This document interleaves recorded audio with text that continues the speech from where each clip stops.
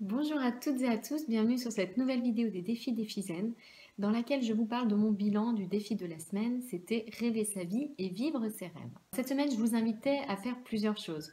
Première chose, c'était prendre un petit temps pour regarder en fait un peu comment s'organise votre quotidien sur une semaine, lister l'ensemble des tâches que vous faites, regroupées par catégorie, mettre à côté la durée, le temps que vous y consacrez chaque semaine. Et puis dans un troisième temps, de réfléchir à votre vie idéale, de voir sur une semaine ce que vous aimeriez dans l'idéal que votre quotidien contienne. Et puis une fois fait ce travail, donc rêver sa vie, la deuxième étape que je vous proposais de mettre un petit peu en route, c'était vivre ses rêves, à savoir se lancer, proposer des petits ajustements, des petits rééquilibrages pour faire le premier pas vers un quotidien qui vous ressemble un petit peu plus. Alors, première étape, rêver sa vie, mon planning hebdomadaire. Donc là, j'ai listé toutes mes activités que j'ai regroupées par catégorie sur une semaine. Donc en gros, certaines choses que je n'ai pas mises parce que ça ne représente pas grand-chose en temps. Voilà, et puis j'ai ajusté un petit peu les heures pour que ça tombe rond. Donc voilà, le sommeil, les repas. Alors il y a l'activité repas bébé qui est un peu mon travail actuel avec 28 heures par semaine. Donc voilà, préparer les biberons, tirer le lait, donner les biberons, bref, tout ça prend pas mal de temps. Préparer les enfants le matin, le soir, fois 7 jours, forcément ça représente, ça paraît beaucoup, mais c'est vrai que sur une semaine, voilà, c'est 7 jours. Deuxième étape, ma vie idéale. Donc voilà ce que j'ai fait à la louche. Donc j'ai listé toutes les activités que j'aimerais bien faire. Donc là c'est vraiment tout ce que j'ai envie de faire, mais il n'y a plus les repas, il n'y a plus le sommeil. Bon, il y a des choses qui me demandent une petite démarche, sortir en couple, il faut qu'on trouve une babysitter. Après il y a des choses qui tout simplement peuvent être réorganisées et des activités qui peuvent être superposées. Voilà, bref, ce sont juste des petits exemples d'ajustements sur des activités quotidiennes. Alors évidemment, quand j'ai additionné toutes mes activités plaisir et toutes les activités obligatoires, je n'arrive pas à une semaine ordinaire. J'arrive à une semaine de 200 heures, ce qui va poser problème. Mais après, voilà, il suffit de revoir un petit peu les choses à la baisse et puis ne pas essayer non plus de tout faire parfaitement. Des fois, de simples petits ajustements, ça suffit. Je voulais simplement vous en présenter quelques grandes lignes et puis partager avec vous quelques remarques que je me suis faites cette semaine sur mon organisation au quotidien. Peut-être avez-vous les mêmes travers et du coup ça pourra vous orienter un petit peu.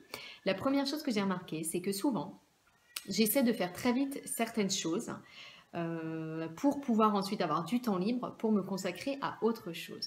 Or, je me suis aperçue que souvent, les activités qui me sont un petit peu, on va dire, pénibles, un peu obligatoires, je pouvais les rendre nettement plus agréables et même en profiter pour faire quelque chose qui soit vraiment dans mes valeurs, quelque chose qui me tienne vraiment à cœur.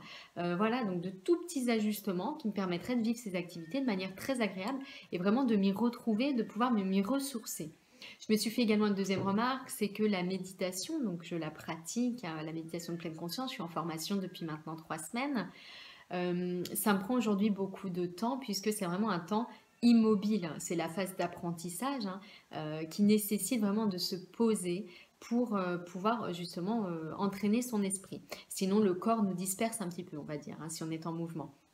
Mais dans un deuxième temps, c'est quelque chose que je pourrais également pratiquer pendant mes activités quotidiennes et notamment tout ce qui est mécanique. Voilà, donc là c'est un lissage qui va se faire un petit peu naturellement.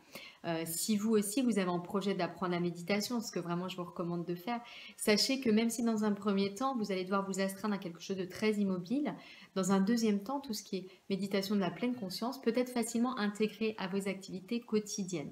Donc vous permettre une fois de plus, de rendre agréable des tâches obligatoires, plutôt que de vous vouloir absolument tout changer dans votre planning hebdomadaire, ce qui n'est pas possible. Et j'en arrive au troisième point, c'est également un de mes travers, je suis un petit peu perfectionniste, quand je me lance dans un truc, j'ai envie de tout changer, de tout refaire de A à Z. En réalité, notamment en ce qui concerne le défi de la semaine, parfois de petits rééquilibrages sont possibles, simplement de petits ajustements pour déjà donner une tonalité beaucoup plus détendue, beaucoup plus agréable à notre semaine. Il n'est pas nécessaire parfois de changer de vie, de tout plaquer, de partir à l'autre bout du monde, d'arrêter de travailler. Parfois, il y a de petites choses qui nous permettent de trouver un équilibre au quotidien. Tout est une question de nuance, dans nos activités quotidiennes. Voilà, donc de petits ajustements. N'hésitez pas à les tester, à en rajouter un chaque semaine pour voir un petit peu et réussir à trouver votre équilibre.